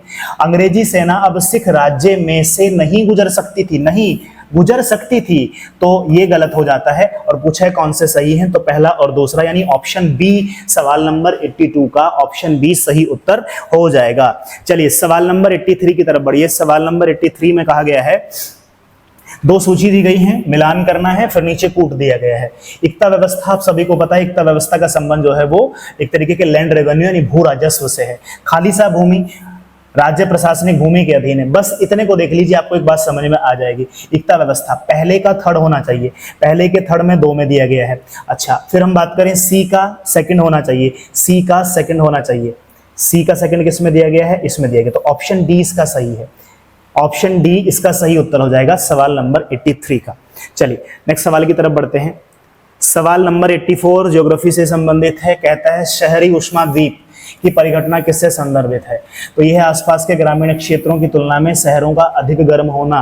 एक कंक्रीट का जंगल बना हुआ है, तो अगर आप ग्रामीण क्षेत्रों के आसपास में और बीच में किसी शहर को देखेंगे और बाहर से अगर आप टेम्परेचर के हिसाब से एक नक्शा बनाएं, एक मैप कैप्चर करें बनाएं, तो इमेज कैप्चर करने में आपको ये वाला हिस्सा ज्यादा टेम्परेचर वाला दिखाई देगा, इसलिए हमने इसको कहा शहरी उष्माद्वीप, जिसको हम कहते हैं अर्बन हीट आइलैंड। तो ऑप्शन सी इसका सही उत्तर हो जाएगा। जैव उर्वरक हैं, सवाल नंबर 85, ऑप्शन बी इसका सही उत्तर है। सूक्ष्म जीवों का संवर्धन यानी कल्चर करना, तो सवाल नंबर 85 का सही उत्तर हो जाएगा ऑप्शन बी। सवाल नंबर 86 की तरफ बढ़ते हैं। सवाल नंबर 86 में कहा गया है, भारत के निम्नलिखित में से किस राज्य में महिलाओं की संख्या पुरुषों की अपेक्षा अधिक? केरल अकेला एक ऐसा राज्य है जिसमें महिलाओं की संख्या पुरुषों की संख्या से अधिक है। ऑप्शन सी इसका सही उत्तर है। उत्तर प्रदेश राज्य में पहली खनिज नीति कब शुरू की गई थी? तो पहली खनिज नीति की शुरुआत हुई थी 29 दिसंबर 1998 में। ऑप्शन डी इसका सही उत्तर हो जाएगा सवाल नंबर 87। सवाल नंबर 88 की तरफ बढ़िए। सवाल नंबर 88 में कहा गया, उत्तर प्रदेश राज्य की वित्तीय क्रियाओं की निगरानी करने के लिए कौन सी वेबसाइट तैयार की गई है? तो उस वेबसाइट का नाम है कोषवाणी। कोषवाणी उत्तर प्रदेश सरकार की वित्तीय क्रियाओं की निगरानी करने के लिए। ऑप्शन डी इसका सही उत्तर है। द पॉपुलेशन बम नामक पुस्तक के लेखक कौन है? तो इसके लेखक हैं Paul R Ehrlich. Paul R Ehrlich, option B इसका सही उत्तर है सवाल नंबर 89 का। सवाल नंबर 90, राष्ट्रीय कृषि अर्थशास्त्र और नीति अनुसंधान संस्थान किस शहर में स्थित है? तो ये स्थित है नई दिल्ली में। ICAR जो है, Indian council of agriculture research, उसी के अंडर आता है, तो ये संस्थान दिल्ली में स्थित है। ऑप्शन बी 90 का सही उत्तर हो जाएगा, ऑप्शन बी। सवाल नंबर 91 की तरफ बढ़ जाते हैं। सवाल नंबर 91 में देखिए क्या कहा गया है कि क्रम के हिसाब से इनको सजाना, यानी पहले कौन सी घटना हुई, फिर कौन सी, फिर कौन सी, फिर कौन सी, ऐसे। कैबिनेट मिशन आप सभी को पता है 1946 में आता है। क्रिप्स मिशन जो है वो मार्च 1942 में है। भारत छोड़ो आंदोलन जो है वो लिया जाता है अगस्त में, और 8 अगस्त के आसपास में 1942 में। माउंटबेटन योजना जो है वो 47 में चलती है। तो इस तरीके से आप मिला सकते हैं कि सबसे पहले क्या आता है, सेकंड वाला, फिर इसके बाद में थर्ड वाला, इसके बाद में फर्स्ट वाला, second, third, first, fourth. Option B इसका सही उत्तर हो जाएगा सवाल नंबर 91 का। चलिए 92 की तरफ बढ़िए। फिर से मॉडर्न हिस्ट्री से संबंधित सवाल है। अगर इस पूरे पेपर में हम देखें 2 से 3 सेगमेंट हैं, जो कि एक आयोग का इंडिकेशन भी है कि जो 12 अक्टूबर को उत्तर प्रदेश की PCS की परीक्षा होगी, प्रारंभिक परीक्षा, उसमें भी उससे ज्यादा सवाल हो सकते हैं। क्या है, आप देख पा रहे हैं कि जो जनगणना है, जो सेंसस है, उससे खूब सारे सवाल आयोग ने पूछे हैं। शायद लास्ट है इसीलिए ऐसा पूछ रहा है। मॉडर्न हिस्ट्री से बहुत सारे सवाल पूछे, आधुनिक भारत का जो इतिहास है उससे संबंधित खूब सारे सवाल पूछे गए। साइंस से काफी सवाल पूछे गए हैं। ज्योग्राफी और पॉलिटी और इकोनॉमी से कम सवाल हैं। चलो देखिए सवाल नंबर 92 की तरफ बढ़िए। कहता है बदरुद्दीन तैयब जी भारतीय राष्ट्रीय कांग्रेस के पहले मुस्लिम अध्यक्ष थे। सही बात है। सरोजनी नायडू भारतीय राष्ट्रीय कांग्रेस की पहली महिला अध्यक्ष थी। नहीं, अगर वो हमसे पूछता कि पहली भारतीय महिला थी, तो भारतीय महिला सरोजनी नायडू हैं, 1925 में बनाई गई अध्यक्ष। पर वहां पे पूछा गया पहली महिला अध्यक्ष, तो पहली महिला अध्यक्ष जो है वो एनी बेसेंट थी, 1917 में बनाया गया था। तो केवल एक ऑप्शन ठीक है, यानी ऑप्शन डी इसका सही उत्तर हो जाएगा। चलिए सवाल नंबर 93 की तरफ बढ़िए। सवाल नंबर 93 में कहा गया है आजीविक संप्रदाय के संदर्भ में निम्नलिखित में से कौन सा कथन सही है? आजीविक संप्रदाय के लोग प्राय वनों में रहते थे। एकदम सही बात है। इस संप्रदाय के मौर्य युग में काफी इनका मान रहा। एकदम सही बात है। तो दोनों ऑप्शन ठीक हैं, ऑप्शन ए और बी दोनों ठीक हैं। सवाल नंबर 93 का सही उत्तर हो जाएगा ऑप्शन सी। ऑप्शन सी सवाल नंबर 90 का सही उत्तर हो जाएगा। चलिए सवाल नंबर 94 की तरफ बढ़ते हैं। अगर आप इस तरीके से इसमें देखेंगे तो लुप्त संख्या के बारे में पूछा गया है कि जो x बनाया गया है यहाँ पे, इसमें कौन सा नंबर आएगा, तो आप कैलकुलेशन कर लेंगे। इसका सही उत्तर है ऑप्शन ए, यानी 120 इसमें आएगा। चलिए सवाल नंबर 95 की तरफ बढ़ते हैं, क्योंकि अभी सवालों की संख्या काफी है, अभी हम आधे पे भी नहीं पहुंचे हैं। किस कूट भाषा में इसको ये लिखा गया है, इसको ये लिखा गया है, तो पूछा गया है इंटीमेट को क्या लिखा जाएगा। तो इंटीमेट के लिए आप कैलकुलेशन कर लेंगे, ऑप्शन बी इसका सही उत्तर हो जाएगा। सवाल नंबर 95 का सही उत्तर हो जाएगा ऑप्शन बी। चलिए फिर से रीजनिंग से संबंधित सवाल हैं। अगले 5 सवाल जो है वो इस तरीके से रीजनिंग से ही है। जैसे ट्यूबरक्लोसिस यानी तपेदिक जो है वो फेफड़ों से है, टाइफाइड किससे होगा, तो आंत से संबंधित होगा, ऑप्शन बी। सवाल नंबर 97 में कहा गया निम्नलिखित आकृतियों में से कौन सी एक शेष से भिन्न है। अगर आप देखें तो 3 आकृतियां अपने आप में कुछ ना कुछ तो कंप्लीट बना ही रही हैं। ऑप्शन डी इसका सही उत्तर होना चाहिए, संभावित उत्तर। मेरे हिसाब से संभावित उत्तर यह होना चाहिए। चलिए सवाल नंबर 98 की तरफ बढ़ते हैं। वर्ष 2036 का कैलेंडर वही होगा जो कि है लीप ईयर है, तो ऑप्शन सी 2008, ऑप्शन सी इसका सही उत्तर हो जाएगा 98 का। चलिए सवाल नंबर 99 की तरफ बढ़ जाइए। सवाल नंबर 99 में एक तरफ पर्वतीय दर्रों के बारे में दिया गया है और एक तरफ राज्य, और पूछा है कौन सुमेलित नहीं है। शिमला का संबंध उत्तराखंड से है, ठीक बात है। नाथुला का संबंध सिक्किम से है, सही बात है। शिवकिला का संबंध हिमाचल प्रदेश से है। जोजिला का संबंध जो है वो अरुणाचल प्रदेश से ना होकर के ये है जम्मू एंड कश्मीर से। तो ऑप्शन सी इसका सही उत्तर हो जाएगा, ऑप्शन सी। सवाल नंबर 99 ऑप्शन सी सही उत्तर हो जाएगा। निम्नलिखित में से किसका नाम येलामाला है? तो येलामाला कहा जाता है कार्डमम की पहाड़ियों को। कार्डमम की पहाड़ियां दक्षिण भारत में या भारत की दक्षिणतम पहाड़ियों के नाम से भी इनको जानते हैं। सवाल नंबर 100 का सही उत्तर हो जाएगा ऑप्शन डी। ये हमने 100 सवालों को किया, 100 सवालों के जो संभावित उत्तर हो सकते हैं उन पे हमने बात करी। अब नेक्स्ट जो 100 क्वेश्चंस हैं उनके लिए हमारे दूसरे टीचर प्रेमवत सर जो हैं वो आपको सॉल्व कराएंगे क्या संभावित उत्तर हो सकते हैं। चलिए अब हम यहाँ से जीएस के जो बचे हुए क्वेश्चन हैं उन सारे प्रश्नों के उत्तर को देखेंगे, साथ ही साथ हिंदी के जो 60 प्रश्न हैं उन प्रश्नों के भी हम जवाब देखेंगे। एक एक प्रश्न का देखेंगे कि उसका सही जवाब क्या है। चलिए स्टार्ट करते हैं अपने इस क्वेश्चन को, जिसमें कि हम देख रहे हैं जो हमारा यहाँ पे क्वेश्चन है 100 नंबर क्वेश्चन। इसका जवाब आप लोग देख चुके होंगे, येलामाला। तो इसका सही जवाब क्या है? इसका सही जवाब है ऑप्शन डी, कार्डमम पहाड़ियां। उसके बाद अगर हम देखें नेक्स्ट, तो निम्नलिखित युग्मों में से कौन सा एक सही सुमेलित नहीं है?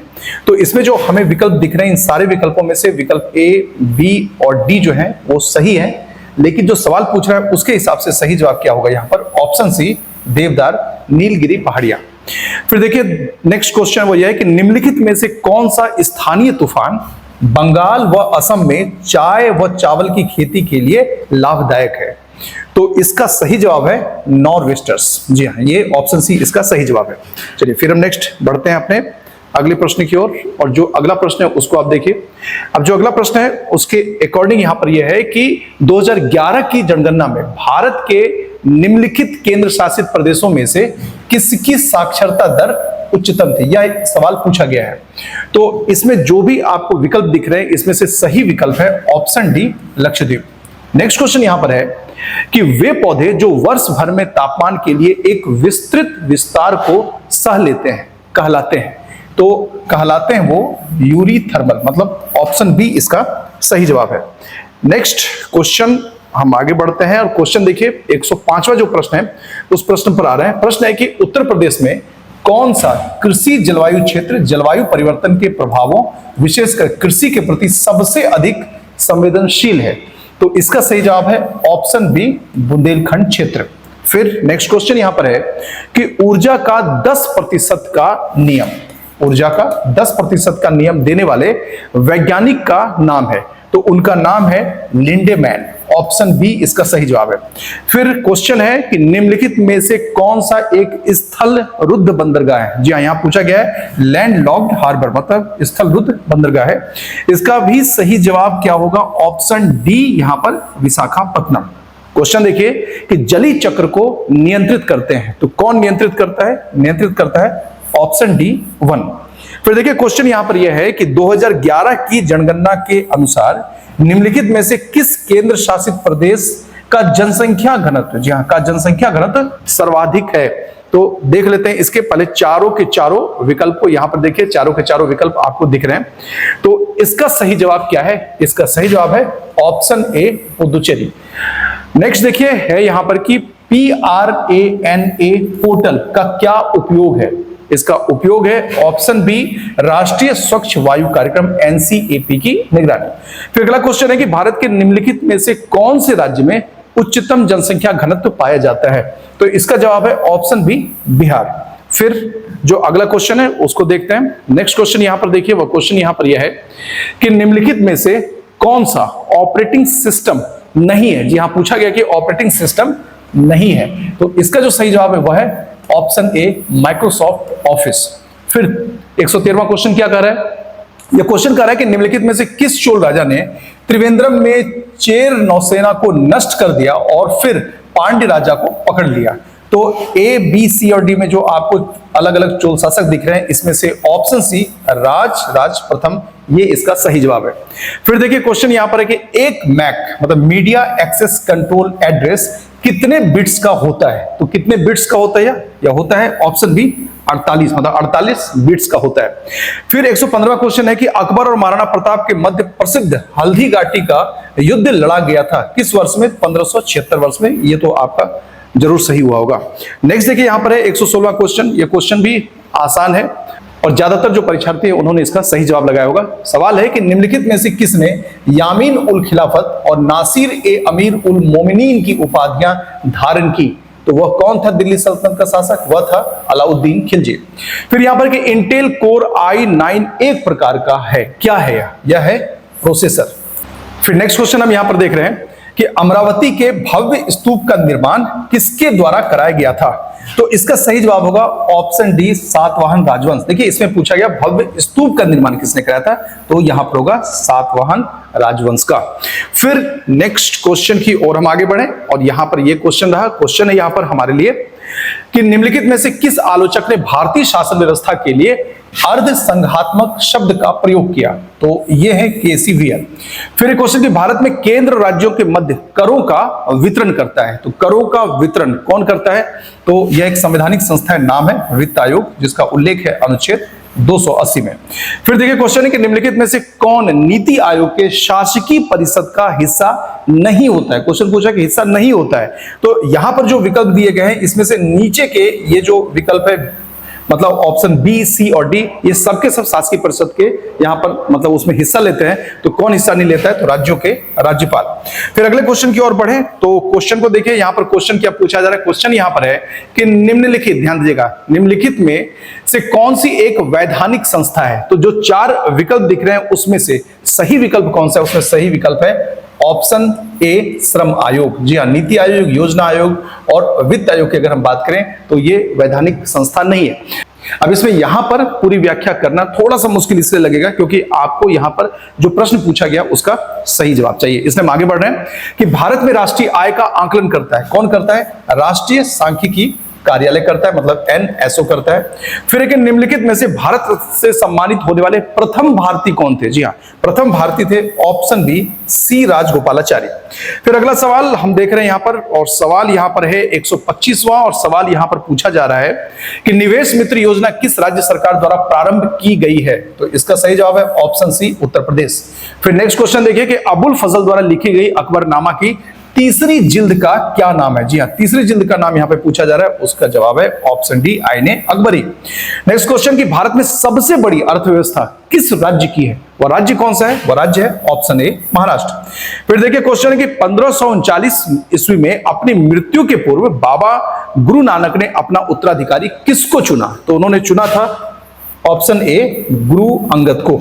ठीक है, फिर आगे देखते हैं। आगे अगला क्वेश्चन है 129वां क्वेश्चन है, और इस क्वेश्चन में यहां पूछा जा रहा है कि दिसंबर 2024 के अंत में भारत का विदेशी मुद्रा भंडार कितना था? तो यह था ऑप्शन सी 640.3 बिलियन अमेरिकी डॉलर। नेक्स्ट क्वेश्चन कि निम्नलिखित में से विश्व का सबसे बड़ा स्तूप कौन सा है? जी हाँ, विश्व का सबसे बड़ा स्तूप कौन सा है निम्नलिखित में से? तो यह है केसरिया स्तूप, और यह कहां पर है? तो यह है बिहार में, मतलब बिहार के चंपारण में। अगला क्वेश्चन जो आपके पास यहां पर आ रहा है, जो पूछा गया है आज के आरओ के एग्जाम में, तो यहां पर देखिए क्वेश्चन है कि निम्नलिखित में से कौन सा एक सही सुमेलित है? तो ये जो 4 विकल्प दिए गए हैं उसमें से सही विकल्प है इटावा पायलट परियोजना। ये एक अमेरिकी थे अल्बर्ट मेयर, जो कि इटावा जो जिला है उसके मतलब उसमें सुधार के लिए उन्होंने इस परियोजना को शुरू किया था, और ये स्टार्ट किया था उन्होंने 1948 में। फिर देखिए कि निम्नलिखित में से कौन सा रसायन फलों को शीघ्र पकाने के लिए प्रयुक्त होता है? तो इसका जवाब है ऑप्शन डी इथेन। अगला क्वेश्चन यहां पर है जिसमें कि 2 स्टेटमेंट दिए गए हैं, जरा हम दोनों स्टेटमेंट को देख लेते हैं। स्टेटमेंट है यहां पर कि 16वें वित्त आयोग के संदर्भ में निम्नलिखित कथनों पर विचार कीजिए। जो पहला कथन है वह यह है कि आयोग का गठन 31 दिसंबर 2024 को हुआ था, और दूसरा कथन है कि श्री अरविंद पनगड़िया इसके अध्यक्ष हैं। तो यहां पर क्या है कि 2024 नहीं 2023 होगा। इसका मतलब यहां पर क्या है कि यह कथन सही नहीं है। तो हमसे पूछा जा रहा है कि उपयुक्त में से कौन सा ये कथन सही है या सही है। इसका सही जवाब है ऑप्शन बी ये केवल दूसरा, क्योंकि श्री अरविंद पनगड़िया इसके अध्यक्ष है। फिर यहां पर कि विनाशकारी कीट और पीड़क अधिनियम DIPA वर्ष मतलब किस वर्ष में पारित हुआ था? यह पारित हुआ था 1914 ईस्वी में। अगला सवाल यहां पर है कि निम्नलिखित में से कौन सा एक लाभकारी कीट नहीं है पूछा जा रहा है। तो इसका सही जवाब है हेलिकोवर्पा आर्मीगेरा। जी हां, यह कपास की फसल को नुकसान पहुंचाता है। फिर बढ़े हम अगले सवाल की ओर। बाकी के जो 5 जीएस के सवाल हैं उसको देखते हैं, फिर हम हिंदी की तरफ चलेंगे। तो अब यहां पर देखिए 136वां जो सवाल वह यह है कि निम्नलिखित में से कौन सा दी गई घटनाओं का सही कालानुक्रम है। तो अगर हम इसमें देखें तो हम देखते हैं अगस्त प्रस्ताव को, फिर क्रिप्स मिशन को, शिमला सम्मेलन को और कैबिनेट मिशन योजना को। तो आप अगर देखें तो 1940 अगस्त प्रस्ताव, फिर क्रिप्स मिशन है 1942, फिर शिमला सम्मेलन है 1945 और फिर कैबिनेट मिशन है 1946। तो मतलब ऑप्शन बी इसका सही जवाब है। 137वां यहां पर यह कह रहा है कि भारतीय संविधान के किस अनुच्छेद के अनुसार किसी भी नागरिक को केवल धर्म, मूल वंश, जाति, लिंग, वंश, जन्म स्थान, निवास इनमें से किसी भी आधार पर राज्य के अधीन किसी भी नियोजन या पद के संबंध में अयोग्य नहीं ठहराया जाएगा या उसके साथ भेदभाव नहीं किया जाएगा। तो इसका अगर सही जवाब हम देखें तो उसका सही जवाब है ऑप्शन सी अनुच्छेद 16(2). फिर देखिए यहां पर हमें या हमसे पूछा जा रहा है कि एक तरफ मौलिक अधिकार दे दिया गया है, दूसरी तरफ अनुच्छेद दे दिया गया है और यहां पर यह पूछा जा रहा है इसमें से कौन सा युग्म जो है वो सही सुमेलित नहीं है। तो आप देख रहे हैं स्वतंत्रता का अधिकार, धर्म की स्वतंत्रता का अधिकार, संस्कृति और शिक्षा संबंधी अधिकार और समता का अधिकार, उनके सामने अनुच्छेद दिए गए। तो इसमें अगर हम देखें तो जो गलत है वह है धर्म की स्वतंत्रता का अधिकार अनुच्छेद 23-24, बल्कि यह क्या है शोषण के विरुद्ध अधिकार। तो इसका सही जवाब क्या होगा? ऑप्शन बी होगा। फिर नेक्स्ट क्वेश्चन यहां पर है कि भारतीय संविधान के किस भाग में निर्वाचन संबंधी प्रावधान दिए गए हैं? तो दिया गया है ऑप्शन बी भाग 15वें में। और जो लास्ट सवाल है जीएस का वह है कि लोकसभा के प्रथम अध्यक्ष या स्पीकर कौन थे? तो कौन थे? वो थे जीवी मावलंकर। तो चलिए हमने जीएस के कुल 140 प्रश्नों को हमने देख लिया है, उसके जवाब भी हमने देख लिए। अब हम बढ़ते हैं अपने नेक्स्ट सेगमेंट की ओर और वह है हमारी हिंदी। तो चलिए हिंदी में हम देखते हैं कि जो फर्स्ट सवाल है वो सवाल क्या है। सवाल देखिए आपसे जो पूछा गया है उसको देखिए। सवाल है यहां पर कि अग्रगामी का विलोम शब्द है। तो अग्रगामी का विलोम शब्द यहां पर क्या होगा? तो अग्र है तो यहां पर होगा पश्च, मतलब ये ऑप्शन सी पश्चिगामी। फिर कि निम्नलिखित विलोम शब्द युग में एक सही नहीं है। जी हां, एक सही नहीं है। तो वह सही कौन सी है? वह है रिजु। रिजु खुद ब खुद इसका मतलब ही सरल होता है, तो ये सही नहीं है। मतलब अगर वक्र अगर यहां होता तो ये सही होता। तो ऑप्शन डी इसका सही है। नेक्स्ट देखिए विलोम की दृष्टि से निम्नलिखित में से सही शब्द युग्म है। तो विलोम की दृष्टि से अगर देखें तो इसका सही जवाब है ऑप्शन ए उत्तेजन। तो उत्तेजन का क्या होता है? प्रशमन, मतलब शांत। फिर नेक्स्ट अगर हम देखें थोड़ा सा हम इसे ऊपर की ओर ले जाते हैं। हाँ, फिर आप इसमें देखिए इसमें पूछा जा रहा है कि बाह्य एवं ग्राह्य शब्द के विलोम का सही विकल्प है, यह पूछा जा रहा है। तो बाह्य एवं ग्राह्य शब्द के विलोम का सही विकल्प है ऑप्शन ए अभ्यंतर और त्याज्य। फिर चले ऊपर की ओर चलें और फिर हम इसमें क्या देख रहे हैं? ये दो क्वेश्चन है, इन दो प्रश्नों को हम जरा देखते हैं। इसमें है कि निम्नलिखित प्रदत्त विलोम युग्मों में से अशुद्ध का चयन कीजिए। इसमें हमें अशुद्ध का चयन करना है। तो इसका ऑप्शन है ऑप्शन ए इसका सही जवाब है सदाचारी है। तो ऑब्वियस इसका जवाब क्या होगा? इसका जवाब होगा दुराचारी। फिर है कि निम्नलिखित में से अशुद्ध विलोम युग्म है। जी हाँ, यहां पूछा जा रहा है अशुद्ध विलोम युग्म है। तो यह है यहां पर ऑप्शन बी अथ श्री गणेश। तो अब ये कि अथ भी वो शुरुआत का मतलब होता है उसका, और श्री गणेश का भी मतलब क्या होता है? शुरुआत करना। तो अथ श्री गणेश यहां पर क्या अशुद्ध विलोम युग्म है।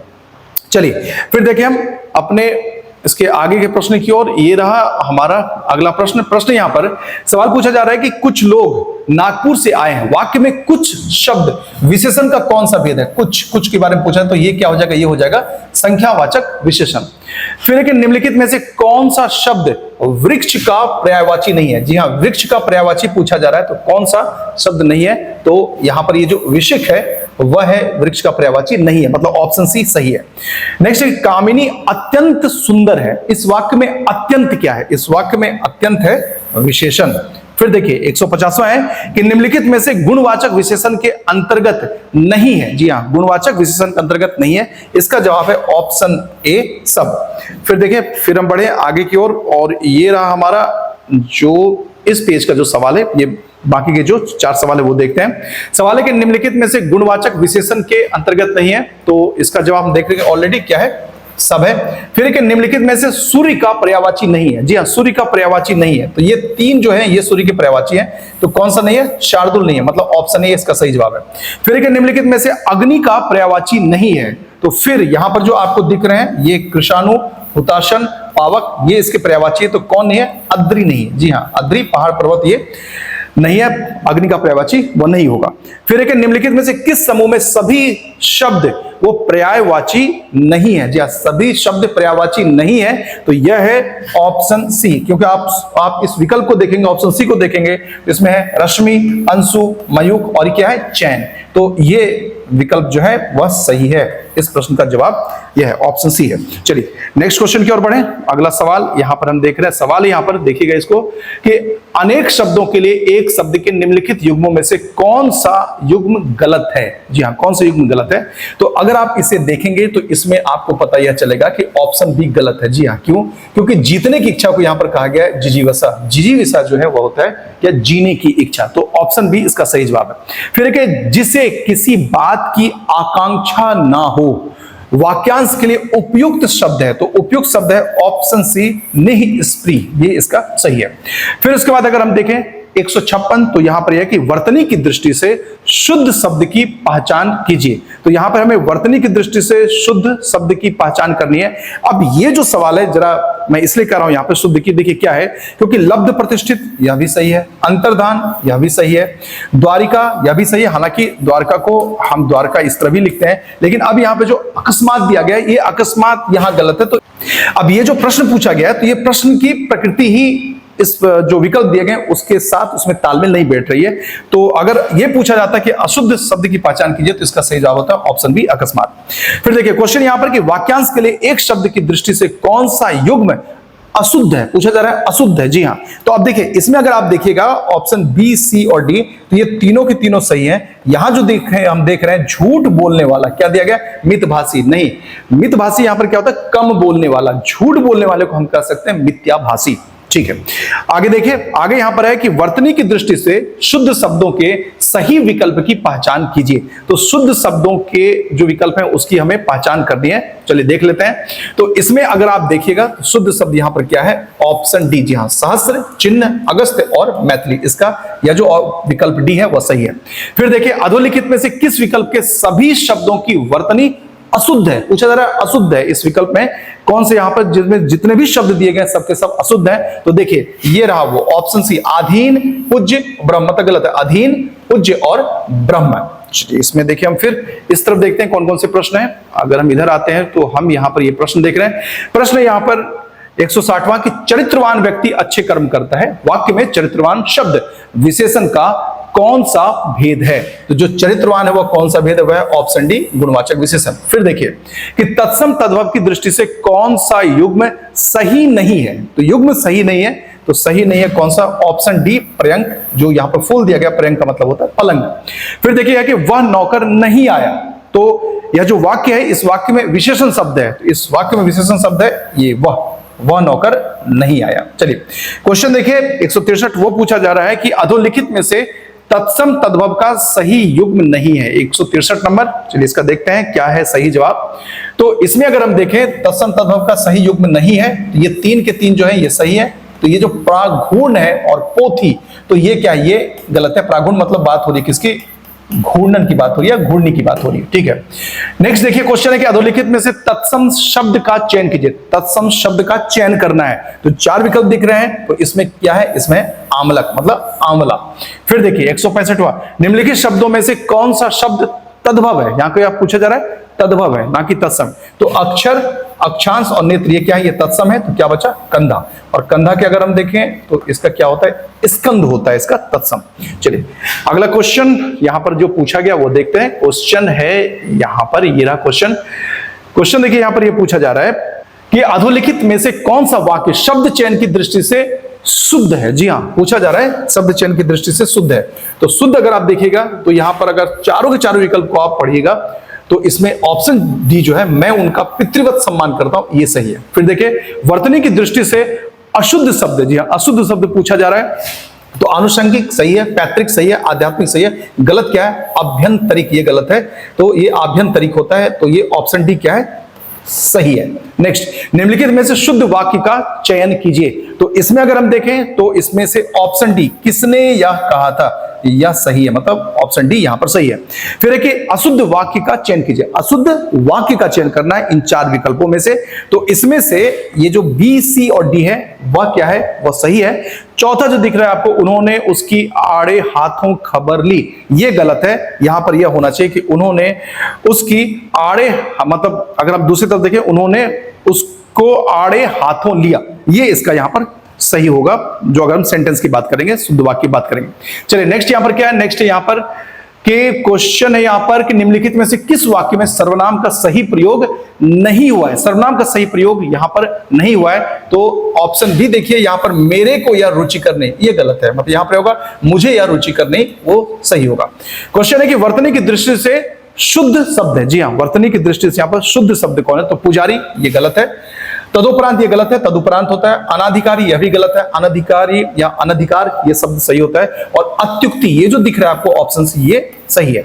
फिर है वर्तनी की दृष्टि से अशुद्ध शब्द है, वर्तनी की दृष्टि से पूछा जा रहा है, तो इसमें से अशुद्ध शब्द आप देख रहे हैं, प्रफुल्ल, औद्योगिक, अधीन, हितेक्षु, तो ऑब्वियस क्या होगा इसका, यहां होगा ऑप्शन सी, अधीन। चलिए बढ़ते हैं अपने अगले प्रश्न की ओर, और ये रहा हमारा अगला प्रश्न। देखिए प्रश्न यहां पर है कि नहर क्या है, नहर शब्द का तत्सम रूप है, और इस नहर शब्द का तत्सम रूप है ज्ञाति गृह। जी हाँ, 174वां देखिए, जहां किसी बात का डर ना हो, जहां पर किसी बात का डर ना हो, वाक्यांश के लिए उपयुक्त शब्द है, तो उपयुक्त जो शब्द वह है निरापद है। जी हाँ, ये इसका सही ऑप्शन, ये सही विकल्प है इस सवाल का।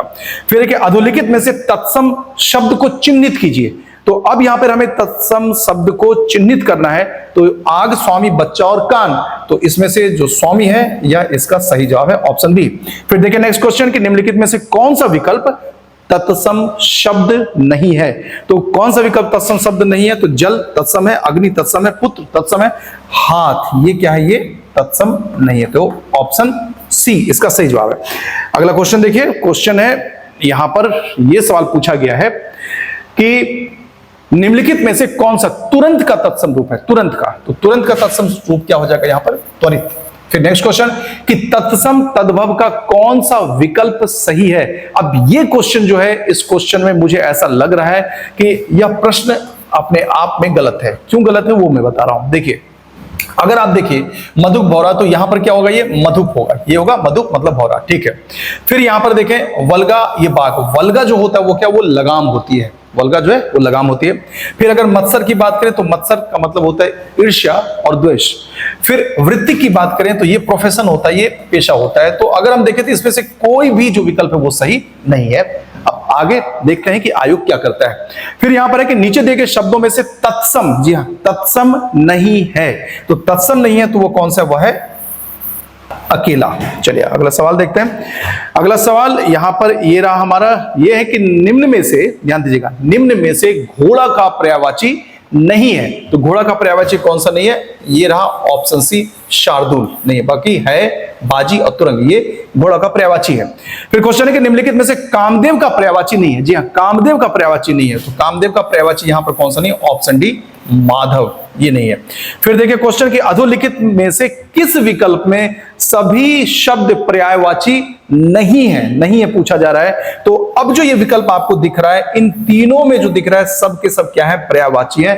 केवल ऑप्शन डी में ये जो ब्राह्मी है ये पर्यायवाची नहीं है, बाकी भारतीय, गिरिवाक ये पर्यायवाची है, तो इसका सही जवाब होगा ऑप्शन डी।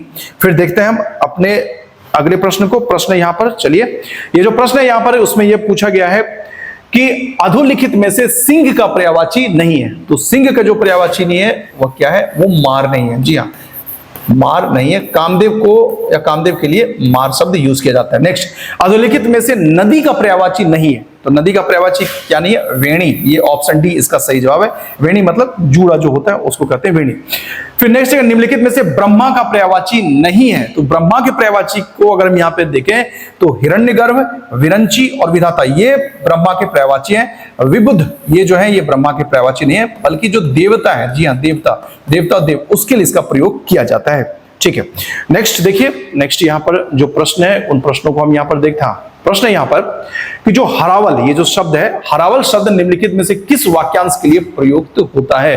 तो इसका प्रयोग किया जाता है सेना का वह भाग जो सबसे आगे रहता है। नेक्स्ट क्वेश्चन, जिस व्यक्ति का चित्त किसी भी देश, काल और परिस्थिति में एक समान रहता है, वाक्यांश के लिए एक उपयुक्त शब्द है।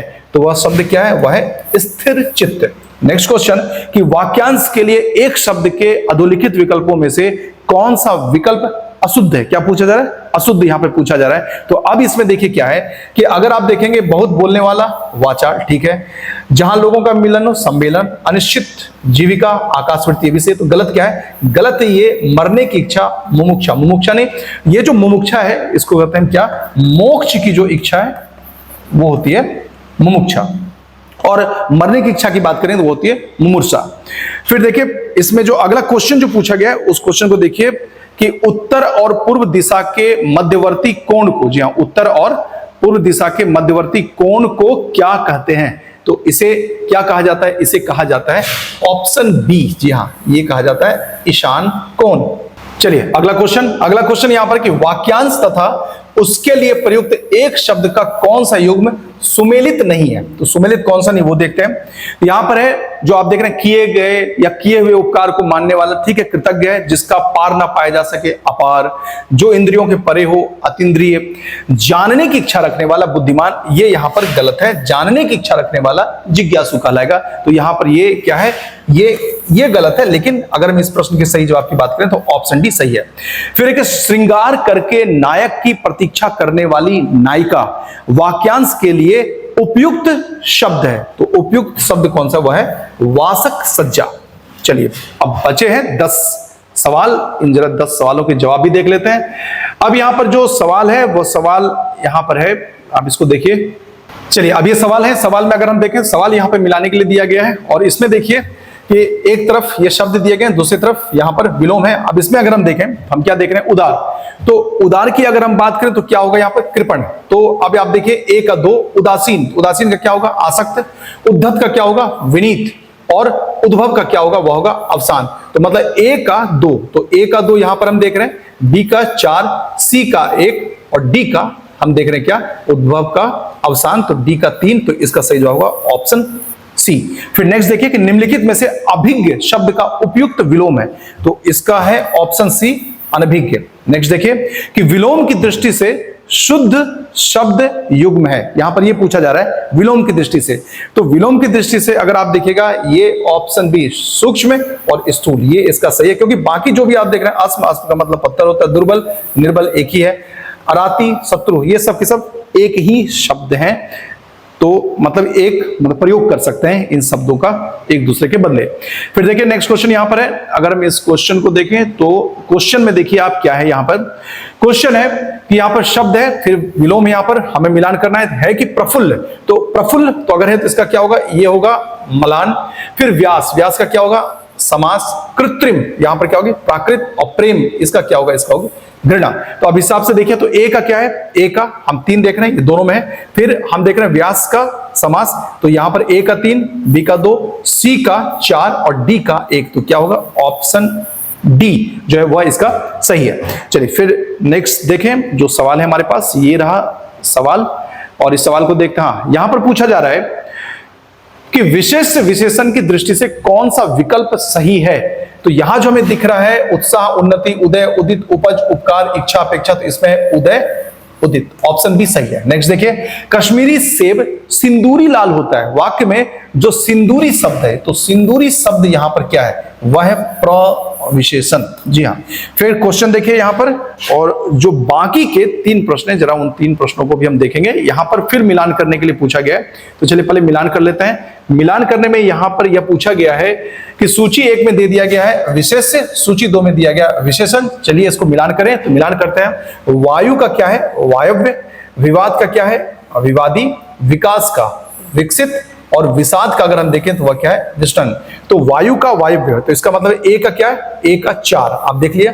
विवाद का विवादी, विकास का विकसित और विषाद का विष्टन। तो ये है ऑप्शन डी इसका सही जवाब है।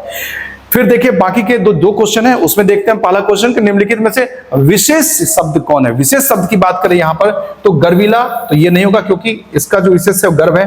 घातक का यह भी नहीं होगा क्योंकि इसका क्या, इसका है घात। फिर बच्चा गुलाबी, तो इसका विशेष है गुलाब, तो यहां पर क्या है, घाव। क्या होगा, ये घाव है, विशेष है। और जो लास्ट सवाल है उसको देखते हैं। अंतिम सवाल यहां पर ये आपसे पूछा गया है कि निम्नलिखित में से विशेषण शब्द का चयन कीजिए। तो विशेषण शब्द यहां पर क्या है, अधीत, मतलब पढ़ा हुआ। इसका यह है सही जवाब। तो हमने आज कुल जो है वो 200 प्रश्न देखे जो कि आज की परीक्षा में पूछे गए। आप हमारे साथ बने रहिए, आगे भी इस तरह की जो भी उपयोगी जानकारियां होगी वो आपके साथ शेयर की जाएगी। और आपको हमारा यह प्रयास कैसा लग रहा है कमेंट सेक्शन में हमें जरूर बताएं। हमारे वीडियो को लाइक करें, शेयर करें और चैनल को सब्सक्राइब करें। इसके साथ इस वीडियो को हम यही समाप्त करते हैं। Thank you.